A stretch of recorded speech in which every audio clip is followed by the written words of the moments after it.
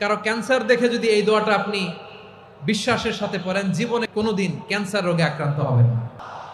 অনেক সময় এমন হয়, হঠাৎ বিপদের সম্মুখীন হই আমরা, রেডি হয়ে বের হয়েছে অফিসে, হঠাৎ অ্যাক্সিডেন্টে পড়ে যাই, হঠাৎ পেটের ব্যথায় অজ্ঞান, এরকম হয় না?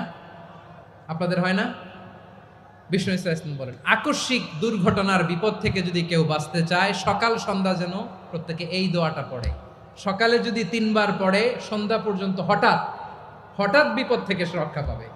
Two be protected from sudden calamity, sudden disaster, sudden calamity, হঠাৎ বিপদ, হঠাৎ ভয়ঙ্কর কোন আকস্মিক বিপদ থেকে আল্লাহ বাঁচায় দিবে। সকালে পড়লে সন্ধ্যা পর্যন্ত প্রোটেক্টেড, সন্ধ্যাবেলায় যদি 3 বার পরে সকাল পর্যন্ত প্রোটেক্টেড। সুবহানাল্লাহ পড়েন।